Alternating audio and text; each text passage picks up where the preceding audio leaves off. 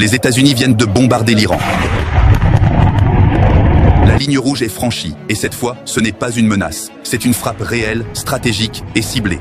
3 sites nucléaires iraniens, Fordow, Natanz et Esfahan, ont été lourdement bombardés par des avions furtifs B-2 Spirit, capables de pénétrer sans être repérés. Fordow, c'est l'un des sites les plus sensibles du programme nucléaire iranien, creusé dans la montagne. C'est un message clair. Washington et Tel Aviv ne reculeront plus. Et pour l'Iran, cette attaque représente une humiliation stratégique, à laquelle il faudra répondre. La situation n'est pas bonne pour le régime iranien, parce qu'il est isolé militairement dans un moment critique. Combattre Israël est déjà une tâche énorme, mais combattre Israël et les États-Unis en même temps, c'est un défi presque suicidaire, à moins que la Russie, la Chine et la Corée du Nord ne viennent à l'aide. Mais une chose est sûre, la riposte de l'Iran risque d'être terrible, et elle ne visera pas Tel Aviv en premier. Non, elle visera les bases militaires américaines en Irak, au Koweït, au Qatar, à Bahreïn ou en Syrie. Le régime iranien sait qu'il ne peut pas battre l'Amérique dans les airs, mais sur le sol, avec ses milices et ses missiles balistiques, il peut frapper là où ça fait mal, et provoquer une escalade sans précédent. Alors, est-ce le début d'une nouvelle guerre mondiale silencieuse? Ou est-ce que l'Iran va se laisser faire? Laissez votre avis en commentaire.